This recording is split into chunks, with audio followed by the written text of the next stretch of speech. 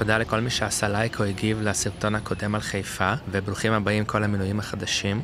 שמעתי המון דעות מגוונות על דברים שאמרתי בסרטון, ואני חושב שזה קצת מה שמאפיין את חיפה, שכל חיפאי רואה חיפה אחרת לגמרי, כמו הסיפור על 5 העברים שמנסים לתאר פיל. אז אם הפרק הראשון היה שנוי במחלוקת, חכו לשני. אבל לפני שאני עובר לחלק העצוב בסיפור על איך חיפה הפכה להיות מבירת הצפון לאוסף פרברים, אני רוצה להגיד שממש נהניתי לבוא לצלם פה ולטייל ברחובות שפעם היו שלי. יש פה שקט ורוגע והמון נופים לים, ורק כשאני מגיע לפה אני מבין כמה התגעגעתי.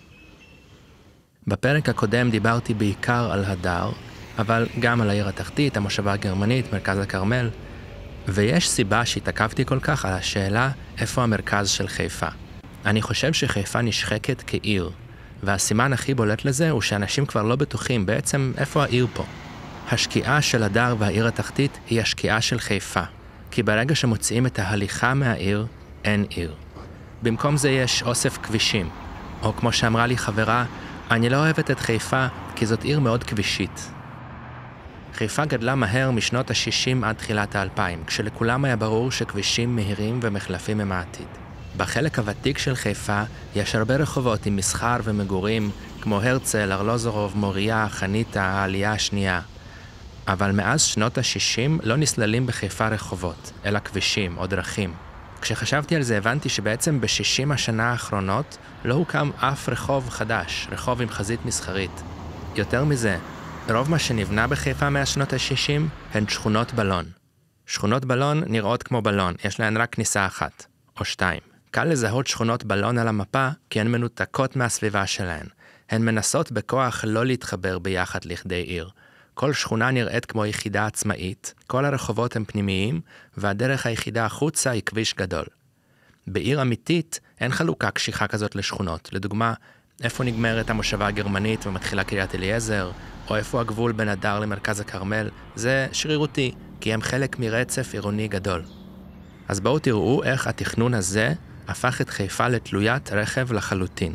הרעיון המודרניסטי מאחורי התכנון הזה זה בעצם רעיון אוטופי, שבו כל שכונה היא קהילה אוטונומית שאמורה לספק את הצרכים שלה, ולכן זה בסדר שהיא מופרדת. אבל האוטופיה הזאת היא כישלון מהרגע הראשון, כי הרי מלבד גן, בית ספר יסודי ובמקרה הטוב כמה חנויות, רוב צורכי התושבים תמיד יימצאו מחוץ לשכונה.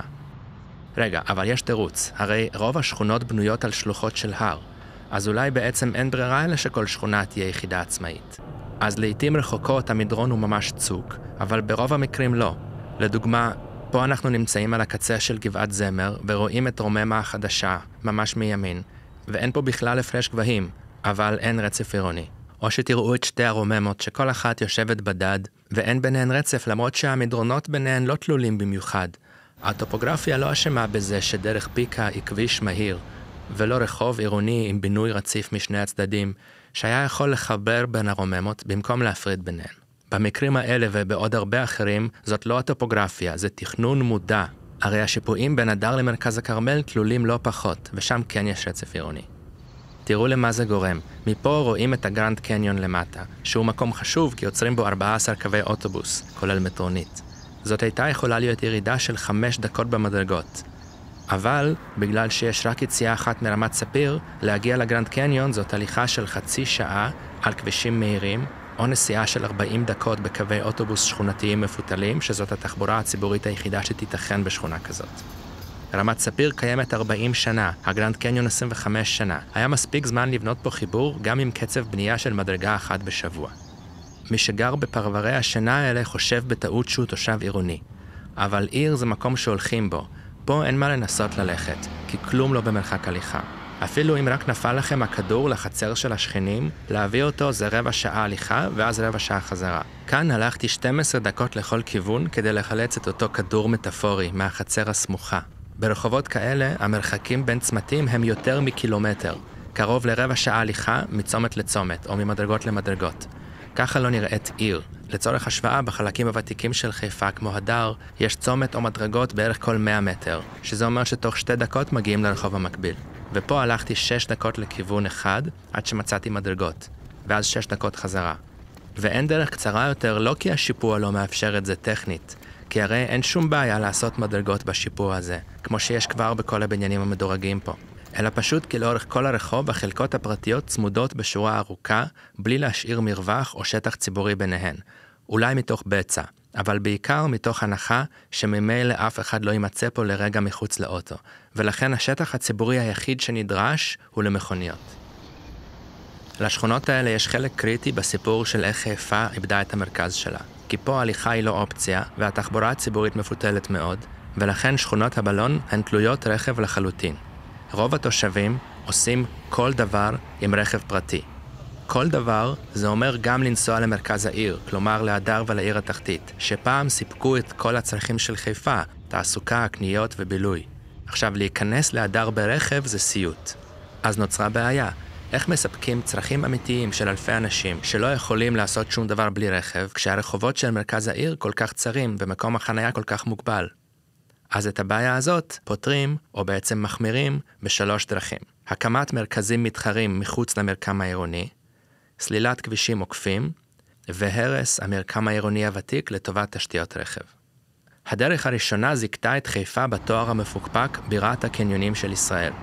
הקניונים בכוונה רחוקים מהעיר, כדי שיהיה מקום בלתי מוגבל לחנייה. מי שיש לו רכב מחנה בקניון, ובהדר ממשיכות לעשות קניות הסבתות שבאות בתחבורה ציבורית.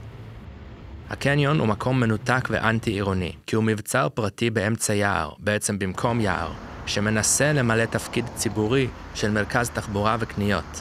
אבל הוא לא ציבורי, כי אין בו את האלמנט של קהילה ויוזמה חופשית שיש בעיר. אין בו ריבוי חלקות, ריבוי בעלויות והתפתחות אורגנית על ידי יוזמות של אלפי תושבי העיר, אלא כל הקניון הוא בבעלות אחת. בגלל הנוחות שהם מספקים לאותם תושבים שעושים הכל ברכב, הקניונים שותים את החיים ממרכז העיר, מהמרחב הציבורי שהוא באמת ציבורי. ואם תסתכלו מסביב, תראו שהמרחב הציבורי היחיד שנותר הוא כבישים למכוניות מקניון לקניון. גם מתחמי התעסוקה מתחרים בעיר במקום להיות חלק ממנה. פעם עבדתי במתם, ואפילו בשביל לאכול צהריים בקניון חיפה בצד השני של הכביש, היינו תמיד לוקחים רכב. מתם הוא מתחם, כלומר משהו מופרד, ובמקרה הזה אפילו מגודר, בלי שום סיבה. המער, מרכז העסקים הראשי של חיפה, מפוזר בין מתם למפרץ, וזה הבדל תהומי מתל אביב, שמרכז העסקים שלה מפוזר בתוך העיר, ועשרות אלפי אנשים הולכים לעבודה ברגל. לא פלא שכל כך יקר לגור בתל אביב, רוב האנשים לא באמת אוהבים לנהוג. אם העיר התחתית הייתה מספקת איכות חיים דומה וקרבה דומה להזדמנויות, גם היא הייתה מבוקשת. אז כל זה דורש המון אספלט, ומביא אותנו לדרך השנייה שבה מספקים את צורכי התושבים שתלויים ברכב, וזה השקעת תקציבי ענק בעוד כבישים בוודיות, ועוד מחלפים כדי לפתור את הפקקים. עכשיו נגיד שגרתם בנווה שאנן, שכונה ותיקה עם תחבורה ציבורית טובה, פתאום נפתחו כבישים חדשים כמו נחל גיבורים, וזה פותח אופציה להרחיק עד רמת חן או רמת אלון ועדיין להגיע לעבודה בעיר התחתית תוך רבע שעה, כל עוד אין פקקים כמובן. מה, לא תשתדרגו? זה מוכר לכם? העלינו את היצע הכבישים, וזה גרם ליותר אנשים לבנות את חייהם סביב הכביש החדש, ולכן העלה את השימוש בכבישים. מצב שבו ככל שמגדילים את ההיצע זה מעלה את השימוש במוצר ולכן את הביקוש, נקרא ביקוש מושרה. אבל כשנוספות מכוניות, הפקקים חוזרים, ולכן בתכנון מוטה רכב, אף כביש לעולם לא יספיק. אבל כבר עברנו לשכונת בלון, אז עכשיו אין לנו שום מוצא חוץ מלעשות הכל ברכב פרטי. ותשתית למכוניות זה גם ממש יקר. ממש מול הבניין שהלכנו אליו קודם כדי להביא את הכדור מהחצר הסמוכה, הערימו כמות עצומה של סלעים בתור במה לחנייה של כמה מכוניות. אתם יכולים לדמיין כמה עיריית חיפה השקיעה כדי לגלח הר, ואז ליצור הר חדש, וכל זה בשביל כמה? 20 מכוניות? אבל לסבסוד חנייה שום מחיר הוא לא יקר מדי. לעומת זאת, תשתית הולכי רגל, כמו מדרגות כאן, הייתה יכולה לשמש מאות אנשים ביום, אבל הליכה נחשבת פה למותרות.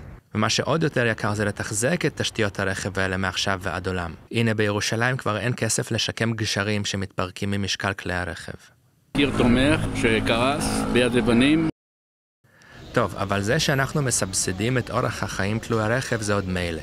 הדבר השלישי שעושים כדי לספק את התלות ברכב הוא בעיניי הגרוע ביותר. הרס של החלקים של העיר הוותיקה שעוד שרדו. תראו את מדבר האספלט בעיר התחתית. סמוך לקרמלית, לרכבת ישראל, למטרונית שפועלת 24/7 ולקווי אוטובוס לכל רחבי חיפה, יש יותר שטח חנייה מבניינים. רק בשנים האחרונות יש פה קצת ניצנים של פיתוח מוכוון תחבורה ציבורית.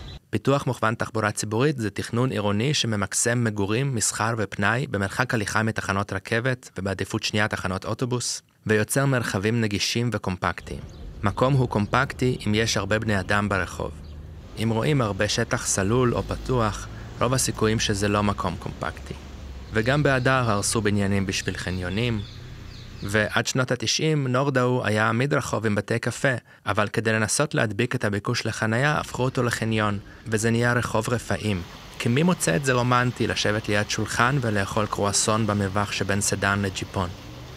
ואז יום אחד הגעתי לחיפה וגיליתי כביש ממוחלף חדש שחוצץ בין הדר לעיר התחתית. ציר אבן גבירול הרב מרקוס לקוח מילה במילה מספר הלימוד האמריקאי של שיקום שכונות עוני באמצעות סלילת כביש מהיר בלתי עביר באמצע השכונה. אבל מסתבר שבחיפה זה עדיין מה שעושים. הייתה יכולה להיות פה שכונה עירונית שתמשיך את הרצף של הדר משוק תלפיות דרך ואדי סאליב.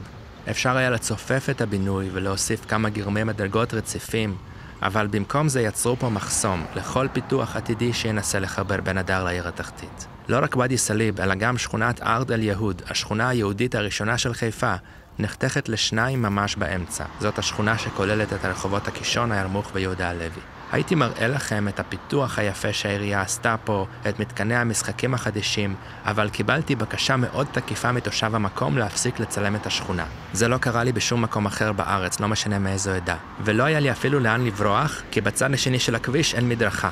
וזאת בדיוק הבעיה במקומות גבוליים, כאלה שהרצף העירוני בהם מופר ומופסק על ידי מחסום. אנשים לא עוברים בקצוות כי אין לאן להמשיך משם, אז עצם זה שאתה הולך רגל זה מחשיד.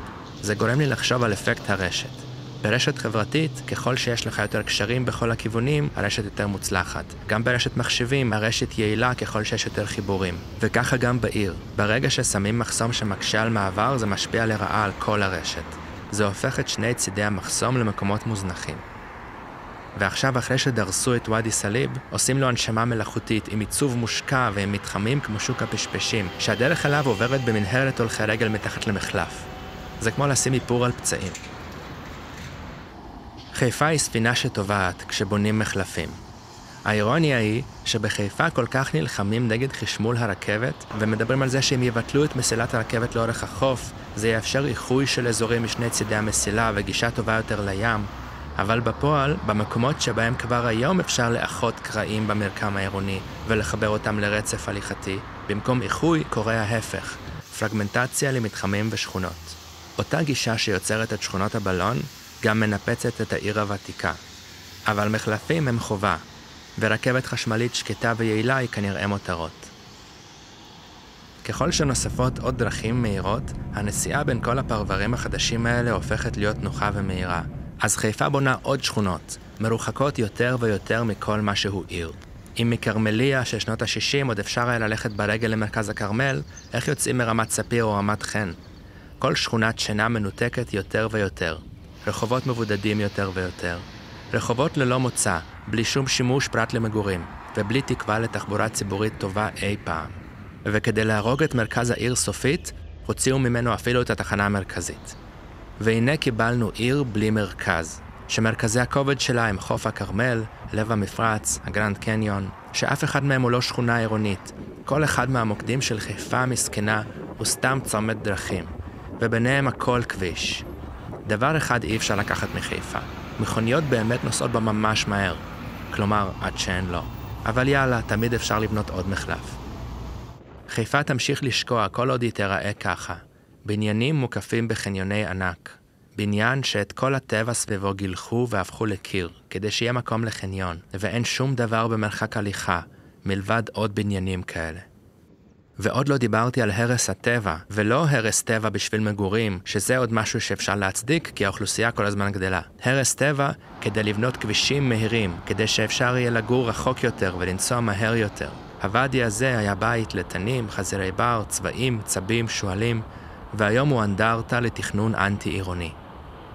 האם בשנים האחרונות יש שיפור? אני לא בטוח. בחלק מהערים בארץ מתחילים להבין את טעויות העבר ולחזור לתכנן רחובות הליכתיים עם עירוב שימושים. אבל בחיפה, בשכונות החדשות זה כמעט לא קיים. ככל שבניין חדש יותר, כך הוא טובע יותר בים של חנייה. פעם כניסות לבניינים היו קודם כל בשביל בני אדם. כניסה כזאת זה מקום נעים גם למי שגר בבניין וגם למי שהולך ברחוב. בשכונות החדשות של חיפה, הכניסה לבניין היא כמעט תמיד דרך חניון. ואם אתה לא בא באוטו, אתה מרגיש סוג ב'. אם אתם חיפאים והגעתם עד לנקודה הזאת בסרטון, אז אני ממש רוצה לשמוע את דעתכם. איזה דברים רואים משם שלא רואים מכאן? אני מאמין שדברים עוד השתנו, וזה שאתם צופים בזה, זאת התקווה. כשגדלתי בחיפה, אף אחד לא דיבר על הדברים האלה. הקלטתי את הפרק באולפן פודקאסט אריאלה, ובפרק הבא אני אשאל, האם תחבורה ציבורית טובה יכולה להציל את המצב? הרי אומרים שהתחבורה הציבורית בחיפה היא הכי טובה בארץ. משתמע. גם אם אתם חיילים, אזרחים ותיקים, או שיש לכם חופשי חודשי, חייבים לתקף את הרב-קו במכשיר התיקוף ונמנעים קנס כספי גבוה. עופרה חזן, ירדנה ארזי. התחנה הבאה, חנקין, גודל לוין. גם אם אתם חיילים, אזרחים ותיקים, או שיש לכם חופשי חודשי, חייבים לתקף את הרב-קו במכשיר התיקוף ונמנעים קנס כספי גבוה.